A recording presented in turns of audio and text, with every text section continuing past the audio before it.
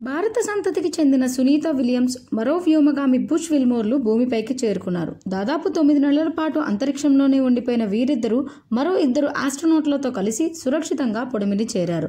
అంతర్జాతీయ అంతరిక్ష కేంద్రం ISS నుంచి బయలుదేరిన క్రూ డ్రాగన్ వ్యోమనౌక మార్చి 19న ఫ్లోరిడా తీరానికి చేరువలో సముద్ర జలాల్లో దిగింది. సాహసాలకు పెట్టింది పేరిన సునీత గురించి మరికొన్ని విశేషాలు. గుజరాత్కు చెందిన దీపక్ పాండ్యా, స్లోవేనియా దేశానికి చెందిన బోని పాండ్యాల ముద్దుల పట్టిగా ఆమె అమెరికాలోని ఒహయో రాష్ట్రంలో 1965 సెప్టెంబర్ 19న జన్మించారు. 3 పిల్లల్లో ఆమె అందరికన్నా చిన్న. ఆమె అన్న జై థామస్, అక్క దీనా ఆనా. చిన్ననాటి నుంచి సునీత ధైర్య సాహసాలకు పెట్టింది పేరు. మసాచుసెట్స్లో 1983లో హైస్కూల్, 1987లో US నేవల్ అకాడమీ నుంచి BSc, 1995లో ఫ్లోరిడా ఇన్స్టిట్యూట్ ఆఫ్ టెక్నాలజీ నుంచి ఇంజనీరింగ్ మేనేజ్మెంట్లో సునీత MSc పూర్తి చేశారు. అంతరిక్ష రంగంలో పురుషాధిపత్యం రాజ్యమేలుతున్న సమయంలోనే ఈ రంగంలోకి రావాలని కలలు కన్నారు ఆమె. ఈ మక్కువతోనే ఇదే దిశగా తన చదువును కొనసాగించిన సునీత 1998లో నాసాలో వ్యోమగామిగా చేరారు. ఈ సంస్థ చేపట్టిన పలు ప్రతిష్టాత్మక అంతరిక్ష యాత్రల్లో భాగమయ్యారు. ఈ క్రమంలోనే గతంలో ఓసారి 195 రోజులు, మరోసారి 127 రోజులు అంతరిక్షంలోనే గడిపిన ఆమె ఈసారి అనుకోకుండా 9 నెలల పాటు అక్కడే ఉండిపోవలసి వచ్చింది. అంతేకాదు, ఇప్పటి వరకు 9 సార్లు స్పేస్ వాక్ చేసిన ఆమె 62 గంటల 6 నిమిషాల పాటు అంతరిక్షంలో నడిచారు. తద్వారా ఎక్కువ గంటలు అంతరిక్షంలో నడిచిన తొలి మహిళా వ్యోమగామిగాను నిలిచారు సునీత. అన్న జై అమెరికన్ నేవల్ అకాడమీలో ప్రవేశం పొందాక బహుముఖ ప్రజ్ఞాశాలి అయిన ఆయన చెల్లి కూడా అదే అకాడమీలో చదువుకోవాలని కోరుకున్నారు. అన్న జయ అడుగుజాడల్లో నడుస్తూ ఆమె కూడా నేవల్ అకాడమీలో ప్రవేశం పొందారు. ఆమె జీవితం అక్కడే పెనుమలుపు తిరిగింది.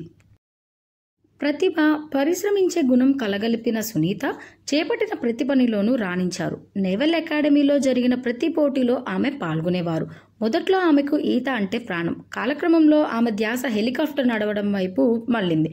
ఈతలో అసాధారణ ప్రజ్ఞ కనబరిచిన ఆమె హెలికాప్టర్ నడపడంలోనూ సాటిలేని మేటి అయ్యారు. మేరీల్యాండ్లోని అనాపోలిస్లో అమెరికా నేవల్ అకాడమీ నుంచి 1987లో భౌతిక శాస్త్రంలో పట్టా పొందాక సునీత అమెరికా సైన్యంలో చేరారు. 1993లో ఆమె అమెరికా నేవల్ టెస్ట్ పైలట్ స్కూల్లో ప్రవేశం పొందారు. సైనిక హెలికాప్టర్లు అవలీలగా నడిపి అందరి మెప్పు పొందారు. 1997లో మిలిటరీలో చేరిన సునీత 30 రకాల విమానాలను 3000 గంటలు నడిపిన అనుభవం పొందారు. 1998లో నాసా వ్యోమగామిగా ఎంపికయ్యారు. 2006 డిసెంబర్లో తొలిసారి అంతర్జాతీయ అంతరిక్ష కేంద్రానికి వెళ్లారు. అంతరిక్షంలో మారథాన్ చేసిన తొలి వ్యక్తిగా రికార్డు సృష్టించారు. అప్పట్లో 195 రోజుల పాటు అంతరిక్షంలో ఉన్నారు. 4 స్పేస్ వాక్లు చేశారు. 2012లో రెండోసారి, 2024లో మూడోసారి వెళ్లిన సునీత మొత్తంగా ఇప్పటి వరకు 9 సార్లు 62 గంటల 6 నిమిషాల పాటు స్పేస్ వాక్ చేసి అత్యధిక సమయం స్పేస్ వాక్ చేసిన 4వ నాసా వ్యోమగామిగా నిలిచారు. అమెరికా రక్షణ శాఖ అత్యున్నత పురస్కారం డిఫెన్స్ సుపీరియర్ సర్వీస్ మెడల్తో పాటు అనేక అవార్డులు పొందిన ఆమెకు భారత్ కూడా 2008లో పద్మభూషణ్తో సత్కరించింది. అమెరికా నేవల్ అకాడమీలో చదివే రోజుల్లోనే సునీతకు వ్యోమగామి కావాలన్న ఆకాంక్ష ప్రబలింది. దానికి కారణం ఈ అకాడమీకి చెందిన ఎందరో పూర్వ విద్యార్థులు నాసా వ్యోమగాములుగా ఎంపిక కావడమే. అకాడమీ పూర్వ విద్యార్థులుగా పలువురు వ్యోమగాములు తరచూ నేవల్ అకాడమీకి వచ్చి ప్రసంగాలు చేసేవారు. ఆ ప్రసంగాలే ఆమెకు అంతరిక్షం వైపు ఆకర్షించాయి. నాసాలో వ్యోమగామిగా పనిచేసేందుకు ఆమె తొలిసారి సమర్పించిన దరఖాస్తు తిరస్కరణకు గురైంది. అయినా ఆమె ధైర్యం వీడలేదు.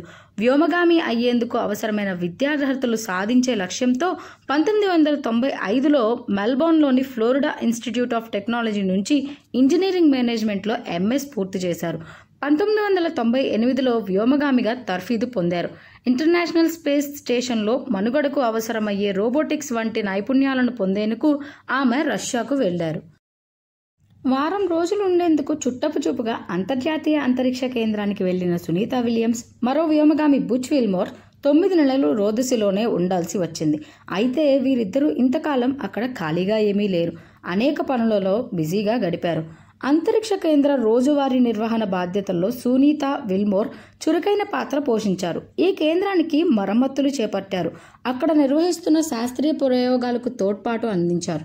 150కి పైగా ప్రయోగాల్లో పాలుపంచుకున్నారు. ఇందులో అంతరిక్ష వ్యవసాయం, భారరహిత స్థితిలో శారీరక ఆరోగ్యంపై పరిశీలన తదితరాలు ఉన్నాయి. గత ఏడాది జరిగిన అమెరికా అధ్యక్ష ఎన్నికల్లో సునీత ఐఎస్ఎస్ నుంచి ఓటేశారు. హ్యూస్టన్లోని నాసా మిషన్ కంట్రోల్ కేంద్రం పంపిన ఎన్క్రిప్టెడ్ బ్యాలెట్లో ఓటేసిన ఆమె తిరిగి దాన్ని ఉపగ్రహం ద్వారా భూమికి పంపారు. అంతరిక్ష తోటపని ప్రయోగాల్లోనూ సునీత పాలుపంచుకున్నారు. ఐఎస్ఎస్లోని అడ్వాన్స్డ్ ప్లాంట్ హ్యాబిటేట్లో రెడ్ రొమైన్ లెట్యూస్ సాగు చేసి ప్రయోగాన్ని చేపట్టారు. తేమలో వచ్చే వైరుధ్యాల వల్ల మొక్కలు, వాటి నీటి వ్యవస్థలోని సూక్ష్మజీవులపై ఎలాంటి ప్రభావం పడుతోందన్నది పరిశోధించడం దీని ఉద్దేశం. భారత, స్లోవేనియా సంప్రదాయాలను గౌరవించే సునీత అంతరిక్షంలోకి వెళ్లిన ప్రతిసారి సంప్రదాయ వస్తువులను వెంట తీసుకుని వెళ్లేవారు. ఒకసారి స్లోవేనియా పతాకంతో పాటు ఆ దేశానికి చెందిన ఓ తినుబండారాన్ని, భారత్కు సంబంధించిన ఓ సమోసాను వెంట తీసుకెళ్లారు. గణేశుడి విగ్రహాన్ని సైతం తీసుకెళ్లినట్లు మీడియాలో వార్తలు వచ్చాయి. హిందూ మతాన్ని ఆచరించే సునీత 2006లో భగవద్గీతను ఐఎస్ఎస్కు తీసుకుని వెళ్లారు. రెండోసారి వెళ్లినప్పుడు ఓం గుర్తును, ఉపనిషత్తుల కాపీని వెంట పెట్టుకుని వెళ్లారు. గుజరాత్లోని జూలాసన్ ఆమె పూర్వీకుల గ్రామం. భారత్లో 2 సార్లు పర్యటించారు. 2007లో అక్కడ పర్యటించిన సునీత నాటి ప్రధాని మన్మోహన్ సింగ్తో సమావేశం అయ్యారు. ఇలాంటి మరెన్నో లేటెస్ట్ అప్డేట్స్, విద్యా ఉద్యోగ సమాచారం, తాజా నోటిఫికేషన్లు, డైలీ కరెంట్ అఫైర్స్ కోసం ఈనాడు ప్రతిభ ఛానల్ను సబ్స్క్రైబ్ చేసుకోండి లేదా www.eenadupratiba.nu విజిట్ చేయండి.